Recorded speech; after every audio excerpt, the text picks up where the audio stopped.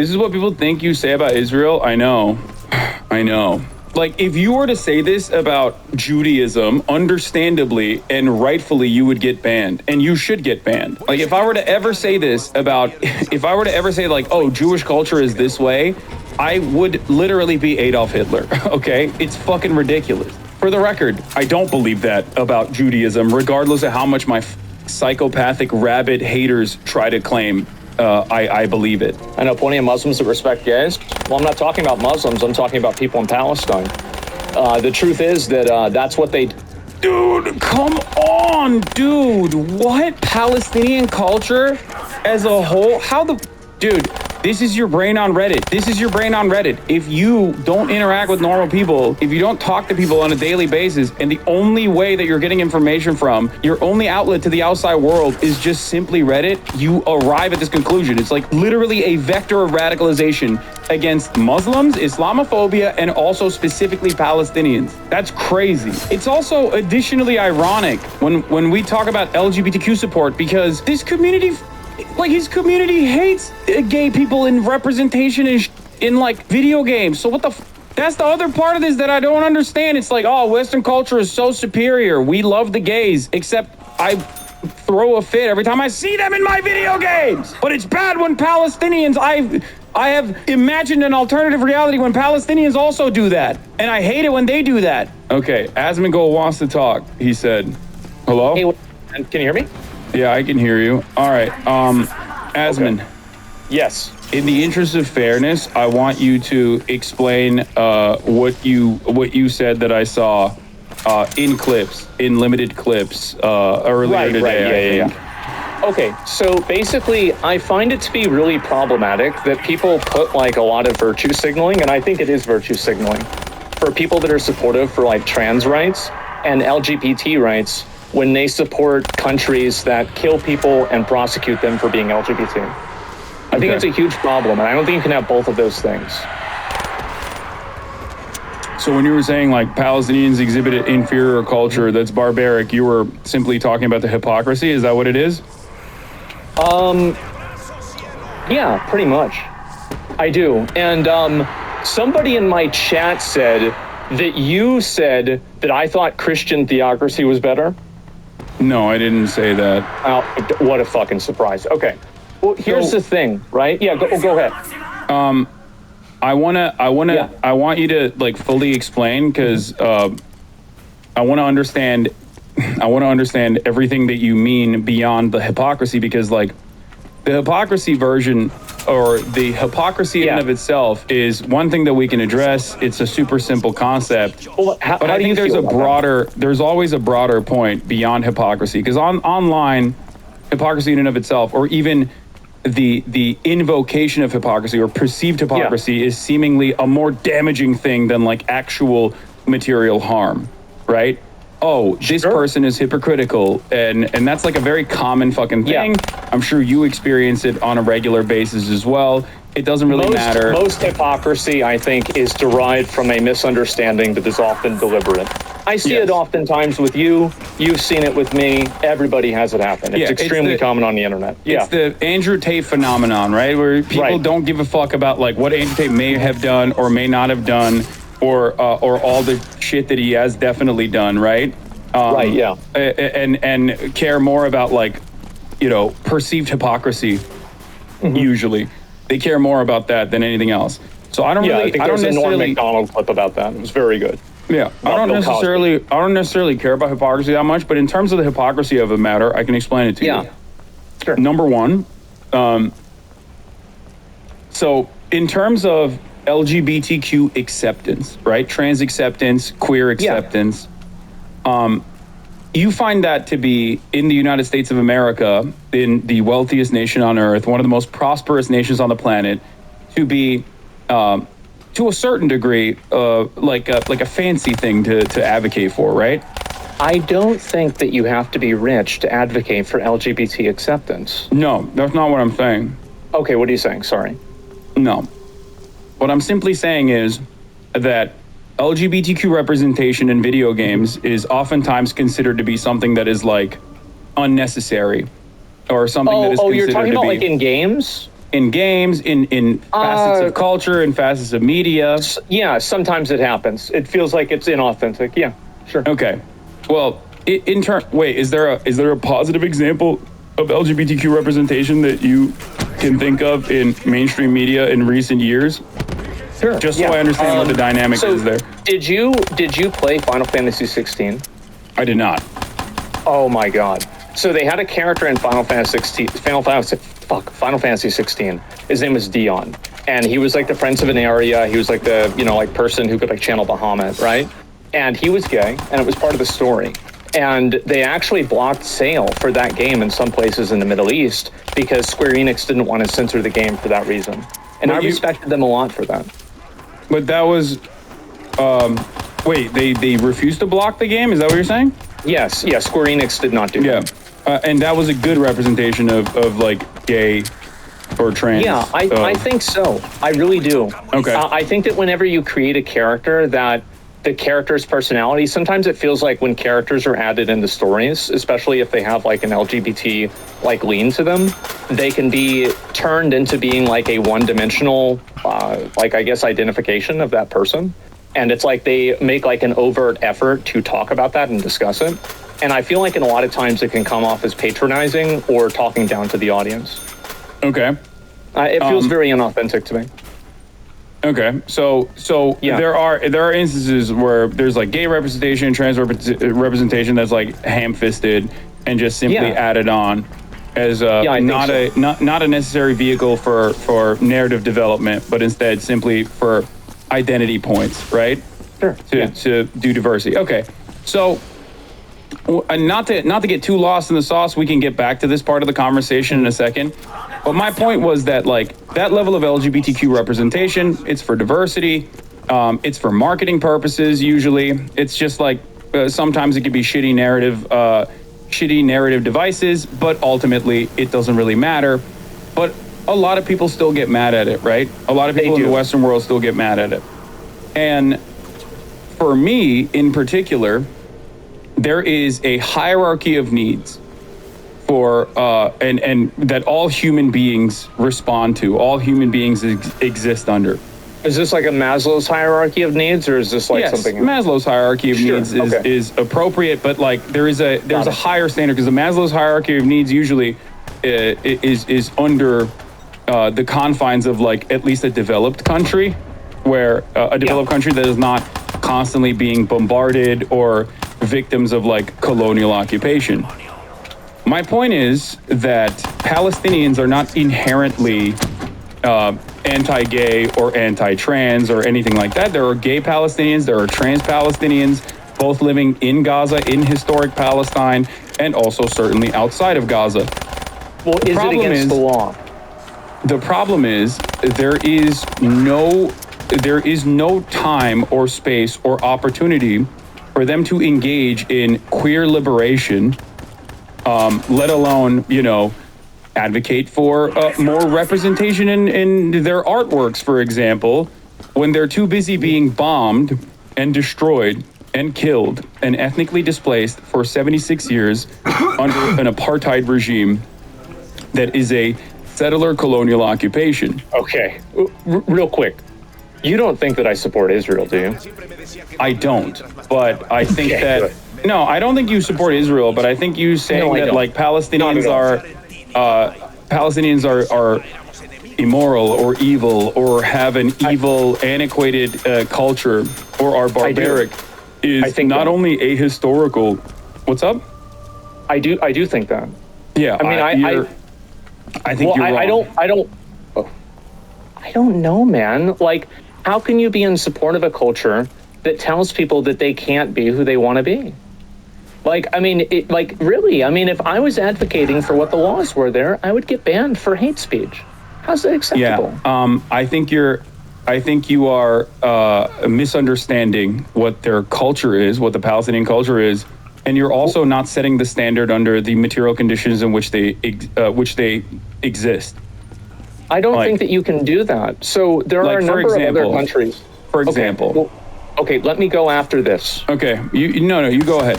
But I will give you more historically appropriate points in a second. So basically, the reason why I don't like what they do is because it's based off of a religious theocracy. And so you can look at other religious theocracies in other countries that aren't being bombed. And the one commonality that they have is that they all suppress people's identity and they express their freedom of expression.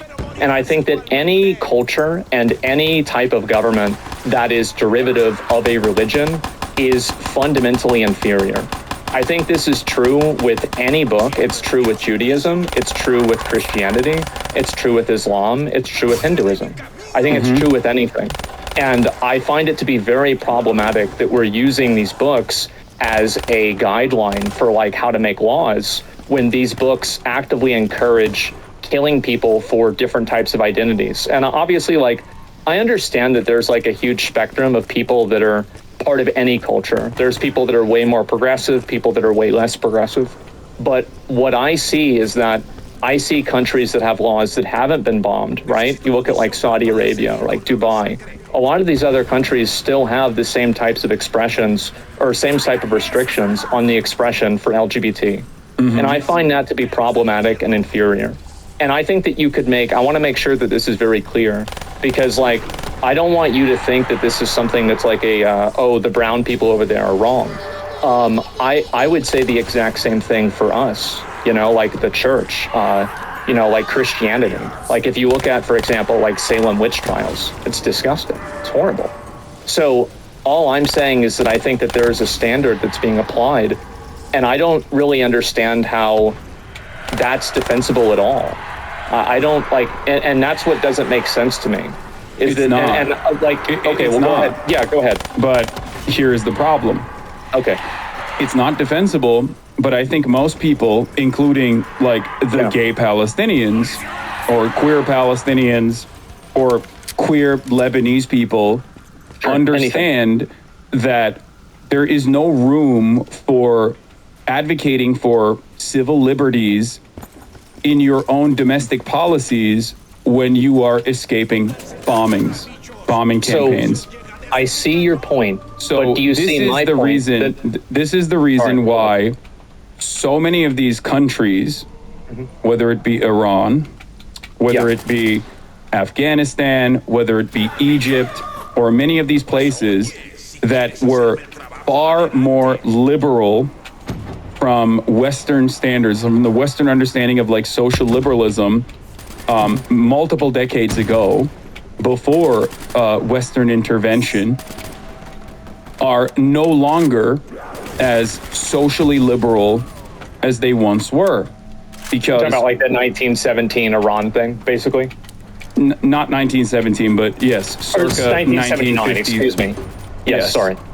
And when you look at the history of these countries, and not to say that like I don't personally think that Saudi Arabia deserves to be annihilated for having a religious theocracy. I don't personally think Israel deserves to be annihilated for operating within like liberal confines, but still maintaining a religious theocracy that is baked into now their constitution. Do you think that I support that?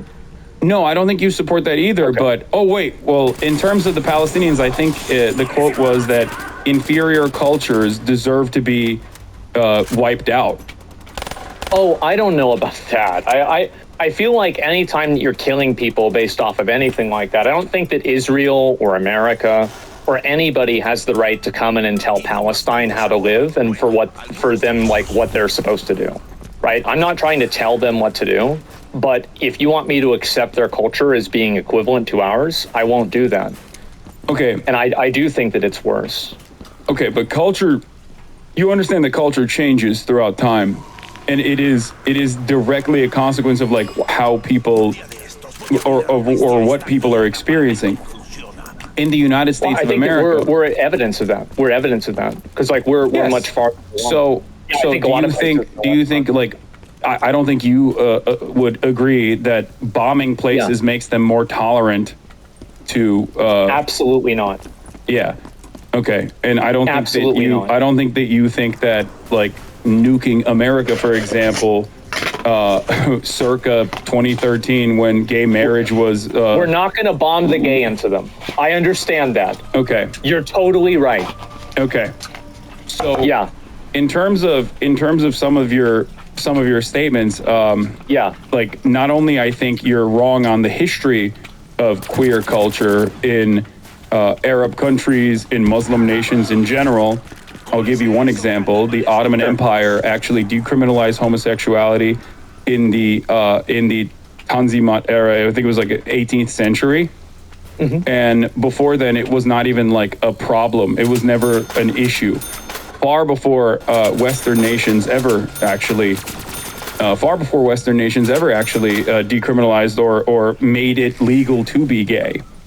And this is oftentimes a not really mentioned aspect of the Muslim world or Muslim culture or the Arab history or the region's history at all. Most people don't know this, and it's like genuinely shocking to them. You might maybe even be shocked to find out that the Ottoman Empire, where Palestine was seen as a safe haven for Jews as they were escaping the Spanish Inquisition, for example, and many other pogroms that Jewish people experienced especially in Western and Eastern Europe. The Ottoman Empire in the MENA region, all the way that spans to Morocco, was seen as a safe haven and safe harbor for Jews, where they were allowed to coexist in far better conditions under Islamic rule, technically. That was far more tolerant. I would go even farther than you are. I think that back then it wasn't just the fact that they were accepting of gay. I think that they were way more scientifically oriented.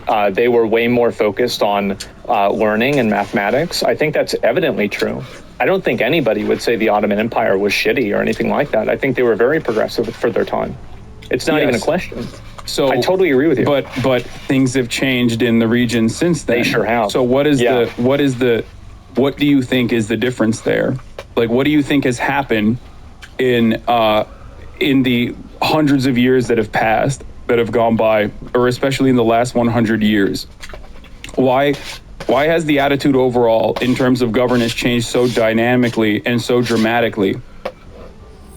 I think there's probably a bunch of different reasons for it, right? I mean, it's not like one reason, but I don't think that are we trying to imply that it's like American imperialism and interventionism that's caused this to happen? Is that kind of like where you're going with No, this? I am saying that. Yeah. America not only directly armed and radicalized fundamentalists in the region, including but not limited to Afghanistan, for example, with the Mujahideen, because they were seen as like a fighting force that they could use against the communist-adjacent Afghan government or the USSR inevitably when the USSR did invade. But also beyond that, the most nationalistic or the most militant fundamentalists were perceived in Iran, for example, as the true liberators that were not willing to fight against the Western-backed Shah regime, the Western-backed monarchy in Iran. So that's the reason why a lot of people, whether they agreed with it or not, ultimately on the social front doesn't really matter. They were like, these guys are going to protect us. These guys are actually fighting back against this ruthless rule of the Shah that was, falsely torturing people on a regular basis. Okay, so that's if your argument is that, well, how do you reconcile that with the fact that there are other countries like Saudi Arabia, for example, that don't have that history but still have the same laws? Oh, that's a great example. Saudi Arabia is allowed to exist like that because they have a valuable resource that they are gladly and willingly coordinating with the Western powers on in terms of OPEC plus. They have oil. Doesn't that? So did Iran, but Iranian oil was refined by British Petroleum. Mossadegh at the time was a social democrat. Very progressive for the time as well, wanted to nationalize their own extraction industries. And this was seen as a massive slight and it caused massive harm to the profit margins of British Petroleum and the American intelligence and Western intelligence cooperated to overthrow Mossadegh very openly and very clearly. They implemented the Shah regime.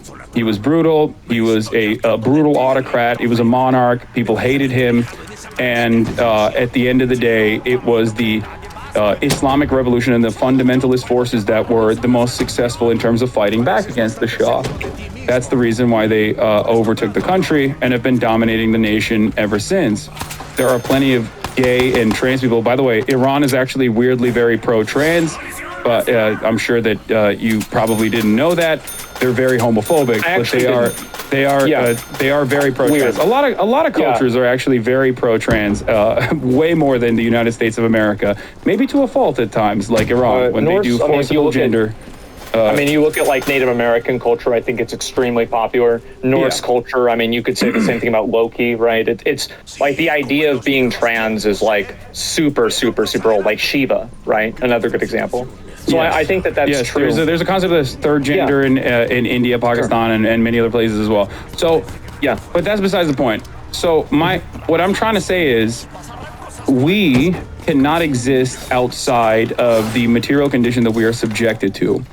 If you are living under a ruthless, corrupt autocratic rule, and there's a group of people that say, I'm going to, fight back against this ruthless autocratic rule that is like Western power backed, then people will be on board with that. They're going to be like, oh, this is great. I love this revolution. I'm on board.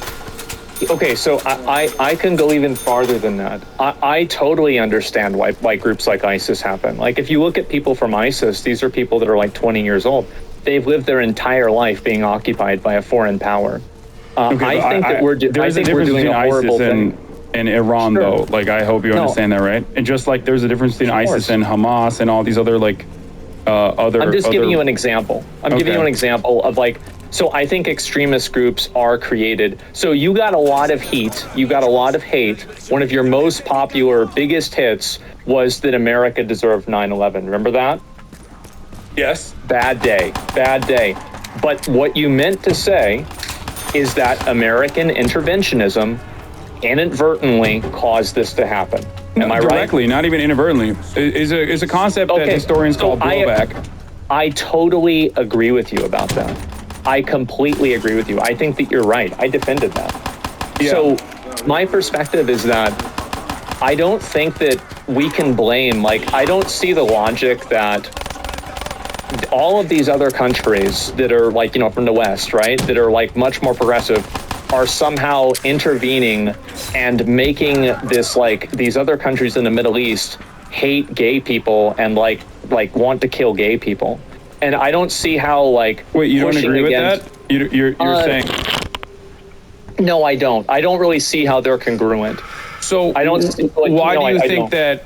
So why do you think that historically they didn't hate gay people, but now they do? Like, don't you? I'm not sure. You recognize that, like, culture changes. You said that you understand that, like, the Ottoman Empire was more progressive in comparison to its European counterparts in terms of, like, the way that they view gay people, even, or homosexuality in general. I think that we can come to the agreement, and like, we can talk about historically all you want, right? I think that in some cases, like, that's true. In a lot of cases, like, the way that this is perceived around the world, like, Romans looked at it differently, Greeks looked at it differently, everybody's looked at it differently. But I'm talking about what's happening today. And if I'm looking at those cultures today, those are cultures that are oppressing people based off of their identity. And at a certain point, right now the Palestinians don't have any structural governance to be able to do that regardless. So there is no like gay oppression happening in Gaza, because the only oppression that's happening in Gaza is that Israel's lighting them on fire with regular frequency. And we're paying for it. Yes. So, in terms of like Islamist fundamentalism, right? Yeah. In terms of Islamist fundamentalism, or the way that like you perceive Palestinians as viewing gay people. Yeah. There has never been an opportunity for Palestinian people to engage in queer liberation, because in the hierarchy of needs, the number one need for them is to stop Israel from killing them, is to stop Israel from dominating them. since 1948, and even Right. before then as well. But after Israel was formed in 1948, that has been the game for the most part. They have never had an opportunity to even think about queer liberation. If your house is on fire, you're not going to be spending a whole lot of time thinking about the color of your curtains, right? And that's what this is. There's a much larger problem at hand. And this is precisely the reason why a lot of people actually, never fully comprehend this, but a lot of leftists in the Western world do understand that intersectionality. And regardless of like the perceived queer phobia from Palestinians and Palestinian governance, they still, of course, offer solidarity. I said this earlier, and I think it's a take bear repeating. I'm in favor of Medicare for all and universal social safety nets in the United States of America unconditionally. I do not believe in refusing to offer, for example, any sort of health care to a person because they're a Nazi even, right? That's an extreme case. I think that they deserve health care. I agree with you, and I would even go farther than that. I think that if somebody's an illegal immigrant, I don't think that we should ever I think it's disgusting to tell a doctor or tell a healthcare provider to let somebody die or to let them bleed out or something like that just because of that. I completely agree with you. I had to pay my taxes recently. I'm sure you're probably about in the same place. It was 7 figures. And so I have no problem with that. I live in California. It's pretty significant. You got a bad, yeah. But I don't care. Good. I don't mind that. I don't either. I used to be paying for people used to pay for my food stamps. Now I'm paying for somebody else's. And if they raise my taxes to pay for Medicare for all, I would be happy and I would vote for that. So if you understand that, right? So you recognize that. Would you say that like a religious enclave in Alabama, for example, deserves to be wiped out for their understanding of like gay people? Like a white religious enclave in Alabama? Absolutely not. Okay. I don't think that they deserve to be wiped out, but I would not advocate for them. I would not look at that group and say, this is a group of people that I support. So you can understand where the confusion comes from when you I can said see that about Palestinians, that's why I wanted to, yeah, sure, right? Sure. And that's why I wanted to talk to you about it. Right? Because I think that you and we had a conversation about this before, and I can very much easily empathize with Palestinians. Of course I can. But I don't think that it's entirely true that Palestine, didn't Palestine support Hitler? No. I'm sure they did. No. What you're talking about is the British colonial British colonial occupation put forward a leader. Oftentimes in colonies, when you engage in like colonial actions, like and British Mandate Palestine was obviously a colony of the English, they will appoint a person into a position of power that is more acceptable to British needs and desires in the region to dominate the people. History is riddled with examples such as this one. The Palestinian Grand Mufti was a singular person who went and linked up with Adolf Hitler and thought that he could coordinate with Adolf Hitler in terms of like ridding Palestine of the Jews. Having said that, however, 11,000 and that sounds pretty bad. It does. When you realize that one, there were also Jewish militias, early Zionist militias that also sought out Adolf Hitler's help and tried to coordinate with Adolf Hitler. You understand that this has no bearing on an entire people and what their actual attitudes were. Not only that, but also 11,000 Palestinians actually fought alongside the Allied forces against Adolf Hitler. So Palestinians, by far greater numbers, actually fought against Adolf Hitler than the one British occupation guy that actually linked up with Adolf Hitler. It's actually a common historic Holocaust revisionist talking point that Israeli Prime Minister Benjamin Netanyahu once famously utilized as well, where he falsely claimed that Adolf Hitler did not want to kill the Jews until he talked to the Palestinian Grand Mufti, who gave him the idea of killing the Jews and doing the final solution. This was such a gross historical revisionist talking point that obviously the entirety of Israeli society actually criticized Benjamin Netanyahu for saying such But a he did ridiculous... want to get rid of the Jews, though, right? Yeah, but it's a singular Okay. person that has no bearing on real Palestinian existence, especially when much larger numbers of Palestinians fought alongside the Allied forces, right? I think that it definitely does matter if a figurehead of a country is supporting Hitler. I It's think not a it figurehead of a does. country, though. It's the figurehead. It's an appointed person And that that's has the no thing. bearing. And For example, don't you feel like it's a bit unfair for you to attribute every instance of bigotry and bad behavior to being the West's fault? no, I At think I what have a point very are- realistic. I have a very realistic and materialist analysis of these sorts of things, where I think that people don't have time to fight for gay liberation when, like I said, they're too busy trying to literally rebuild their homes after it's bombed. Especially by a force that, you know, doesn't have like automatic heat-seeking missiles that avoid gay people. You know what I mean? They're killing gay people and trans people in Gaza every fucking day. Like, there is no, like, gay liberation is not a real conversation here. It's just a mere talking point that a lot of people who defend Israel, not saying you do, but a lot of people who defend Israel try to repackage Israel's violence and contextualize it and make it seem more appropriate to an American audience that is sometimes pro-gay and pro-queer. It rarely ever works. A Yeah. lot of queer people still don't give a shit. They're like, I don't care. Just stop killing these people. Is their attitude. So Oh, yeah. that's it. That's the reality of the matter. Is that once Palestine is liberated, then they can have this conversation internally.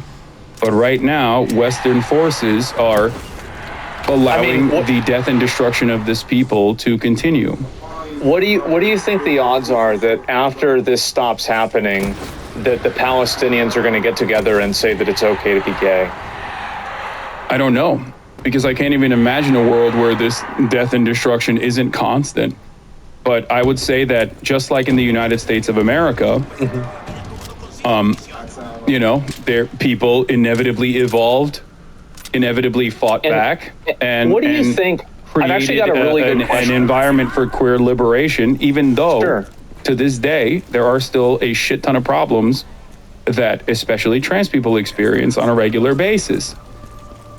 Oh, I mean, it to me, I'm sure you're on Twitter probably more than I am. I'm not. And so, really? Yeah, I deleted it off my phone. I rarely go on it unless I'm live. Nick did the same thing. I that's crazy. Wow. Okay. Well, okay. I'm on Twitter a lot. How much more racist do you think that it's gotten, and like homophobic do you think it's gotten in the last like 2 years?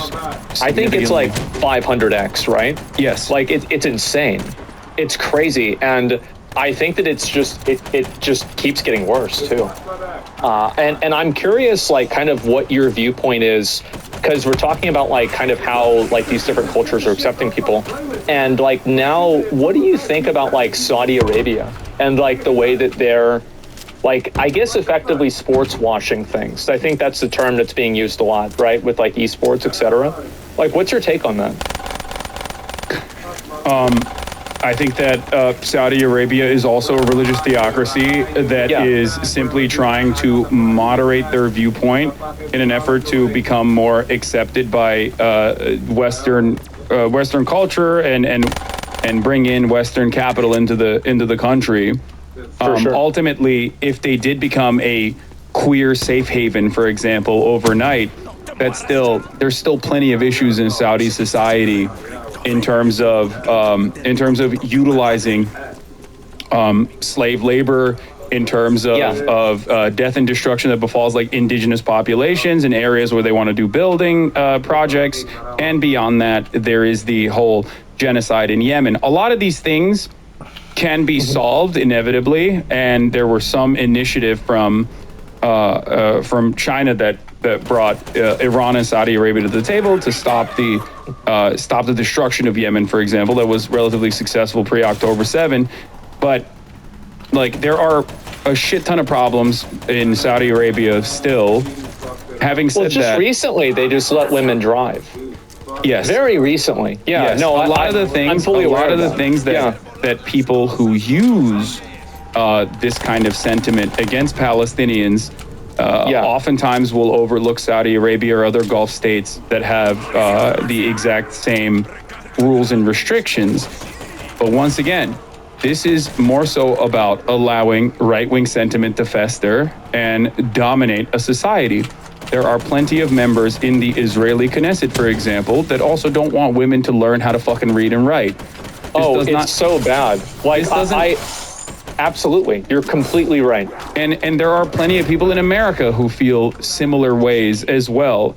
I've been hearing a lot of bad things about women being able to vote. Yes, some of those people gain more prominence in society as society becomes. Sorry, brother. Some of these people end up gaining more prominence in society, and slowly but surely they try to reorient society to their own desires. That's the reason why a lot of people fight back against this sort of thing. Okay? That's the reason why a lot of people fight back. Gay people, queer people, people who are aligned with them fight back against this sort of sentiment in an effort to make sure that it never turns into a society that does this kind of thing to gay people, queer people in general. So does it again? Well, we used to do it for a long time. I mean, gay marriage being legal is very, very recent. Yes. And it's already... I totally support that. Yeah. So my point is... Yeah. We've never given the opportunity to many of these countries in the MENA region to be able to have the freedom to continue developing and have their own civil liberties and have their own fight for civil liberties. And we will never be able to see what it would look like if they were given the opportunity without our intervention. We can only look to the past where that intervention wasn't as severe and point to a time when they were relatively open-minded, especially in comparison to their European counterparts. But the way that we see what they do, okay, is never translated to the way that we operate here in the United States of America. How do you think that dynamic? I think that dynamic stems from dehumanization of Arab people in general. That is unfortunately all too commonplace in Western media and in Western society. I think it happens a lot. I mean, obviously, after 9/11, I mean, have a number of Arab friends, and they've told me it was a very, very bad time. So I think that you're absolutely right about that, and it is problematic. I don't really think that it's fair to say that, of course, all people that are Arabs, and also, really, it's not about being an Arab. It's about having a religious theocracy that enables you to dehumanize other people. Yeah, Palestinians don't have a theocracy, by the way, just so you understand.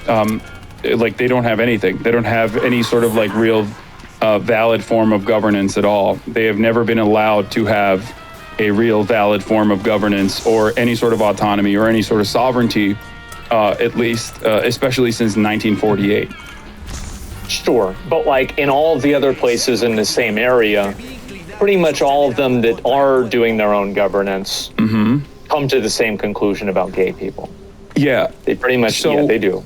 So this is really interesting that you're saying this because you recognize that a lot of those other Gulf states are in alignment with the United States of America and are allowed to operate in whichever ways they see fit, including but not limited to helping Israel, right? They get F-16s and fleets of American planes, and they get security contracts for their consistent maintenance of American interests in the region. Do you think I support that? I don't. I'm not even saying if you support it or not. I'm simply stating that monopolizing an entire region of people and assuming that they all are operating on the same boundaries is incorrect. It would be akin of course, to... There's always going to be people that are like that. But I also think that they do the same thing to gay people. In the same way that you're looking at everybody and they actually will do it. It doesn't matter whether a gay person is a good person or not. If they're gay in that culture, they can lose their life. They can go to jail. They'll have their life completely ruined. Okay. You understand that there's a difference between a sovereign nation state that has been a monarchy that America has funded and allowed to foster with whatever kind of autonomy, sometimes impunity, as a matter of fact, versus like the Palestinian population, though, right? I think that definitely there's a big difference, but what I'm saying is that I don't think that difference has been manifested. Like, the difference is that when you have a culture that is derivative off of a religion that I think is oppressive and it hasn't been modernized, you have people that are using it as a tool to oppress other people. I do genuinely think that cultures that are built off of religions like that are inferior. And I think that we've worked really hard to get away from that. And that work isn't done yet. I think it's still going on to this day. And it's disappointing for me because I've seen things go backwards a lot. I think in the last 2 years, they've gone backwards in a tremendous way. You see it on social media. I saw like there was some bullshit thing about how 21% of Gen Z think Hitler had some good ideas. That's very concerning for me. It's extremely concerning.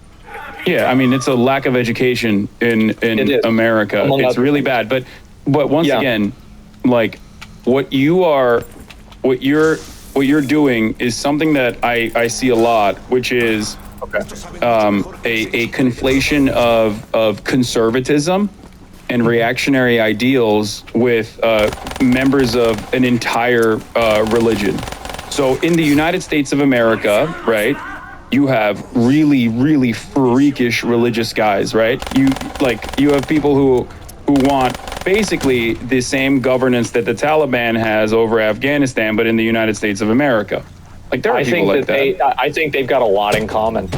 Yeah, they do. So, I think it's 9 out of 10. But then in the United States of America, I'm sure you know plenty of religious people who are very tolerant, even if not literally pro-gay and pro-trans even. There are non-denominational Christian churches, for example, that are... We've seen a lot of that. And I would apply, I want to make sure that, like, because I think a lot of times in conversations like this, there becomes like this othering of like Arabs or like Islam. I don't really see that as an othering. I think that there's a lot of overlap between Christianity and Islam, right? Okay. Especially in terms of like, laws, et cetera, and things to believe. And I think that I would view a Christian, like one of these like super, like religious zealot Christian people, I would view them trying to push that on other people as the same type of basically inferior culture. I think that it is inferior. That's why we fought for years and years and years to get rid of it. Okay, so yeah, obviously chattel slavery was justified by Christianity, and chattel slavery was abolished with liberation theology, which is also Christianity. So Christianity, religion, played a formative role in both sides of chattel slavery, both in the justification and maintenance of it, but also played a formative role in the abolition of it, right? That's true, but I want to make sure that we're drawing a distinction real quick between following a religion and then having a government that is a religious theocracy that bases its laws off of that religion.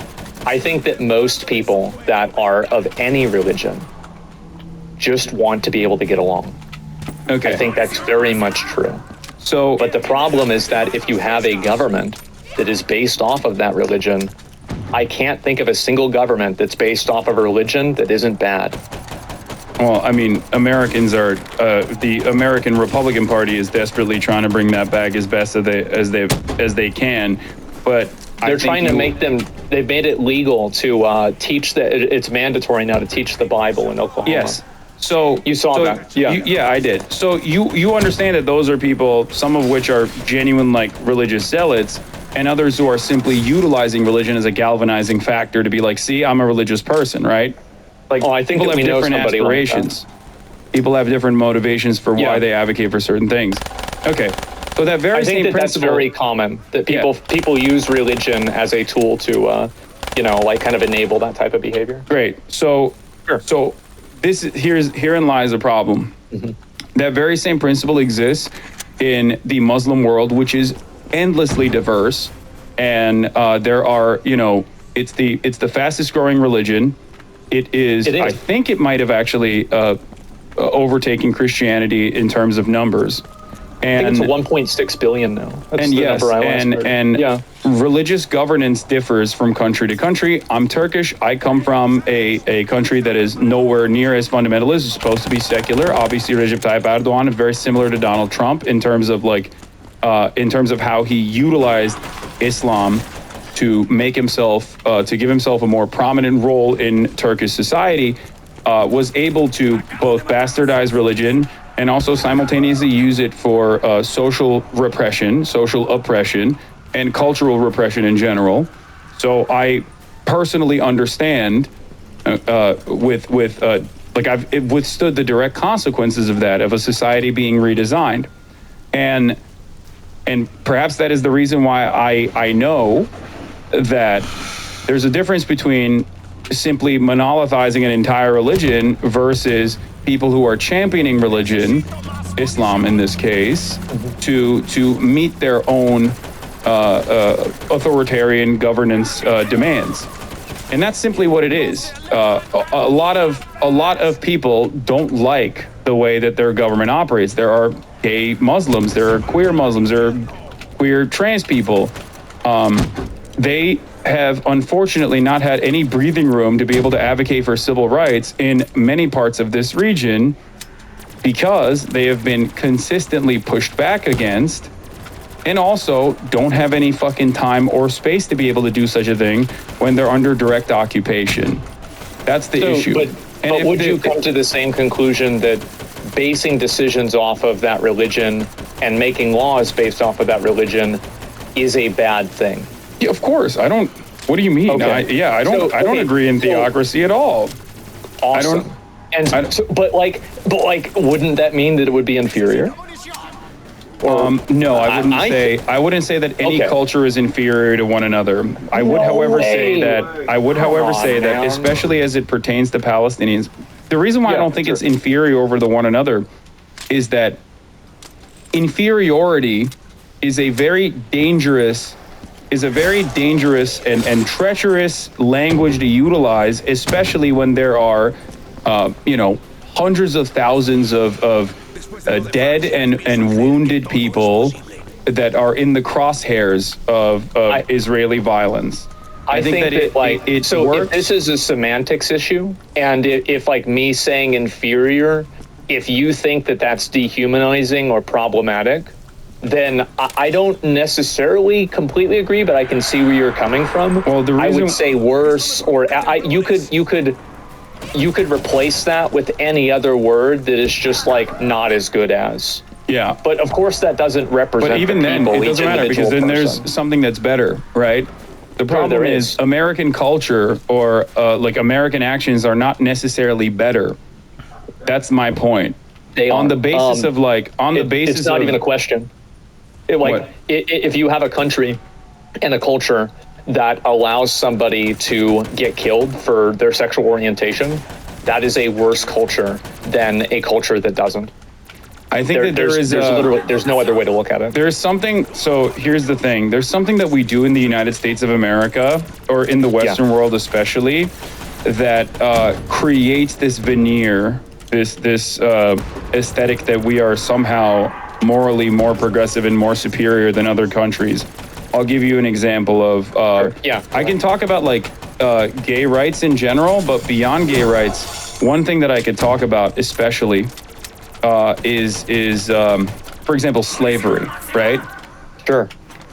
We often talk about gulags and slave labor being done in the USSR, in the Orient, all the way over there, and how damaging that is. Whereas being slavery used now in Saudi Arabia. Yeah, exactly. Yeah, sure. Whereas slavery is literally codified in the American Constitution under the 13th Amendment. It's just that slavery is appropriate as a mechanism of punishment for those who have done crimes.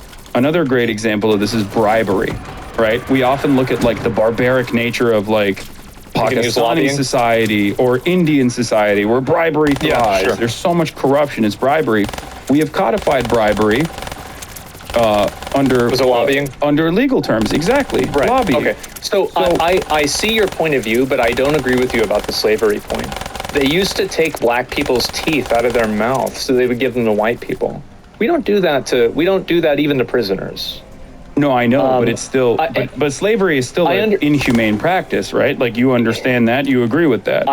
I do, but I'm saying that the level and the severity of like the American like transatlantic slave trade is like several measures of worse than the way that prisoners are treated here. Of course, Yeah. no, chattel slavery is a unique evil, and every single historian will agree with you on Sure. that front. That many cultures have practiced slavery throughout time, none of which as uniquely evil as chattel slavery, because there is obviously a like scientific racial aspect to it in terms of like indentured eugenics and servitude. stuff? Indentured servitude, for Yeah. example, did not mean that like your next of kin was also enslaved in a similar fashion. Whereas chattel slavery is different because if you're black, that means you are inhumane. It means you're inferior. And the point I was going to make is that, ironically enough, whether you recognize it or not, the exact same arguments and sentiments were expressed towards black people during chattel slavery in an effort to justify their continued enslavement, that they were inferior. Can you elaborate on that? I'm not Yeah. sure what you mean by that. Black people were perceived in an effort to continue in American culture, in American society, in the Western world, in an effort to continue the dominance of black people, in an effort to continue their subjugation. The Americans, or at least like people in positions of power, were like, we need a way to make this appropriate, to make this justifiable, to make this permissible. Oh, Because, I mean, like, because otherwise, if people start recognizing that these are human beings and not simply fucking capital, not simply, animals or something even worse than animal, then they're going to start feeling bad, and people are going to fuck up the bag. It isn't new, right? It's not new. It wasn't the succession of kings back in the day. It was the divine succession of kings. No, yes and no. So the reason why I'm saying this, because we both you're recognize saying the that there's uniqueness a of chattel religious- slavery. You're saying that there is a religious justification that was created so it could be justified that you could do this.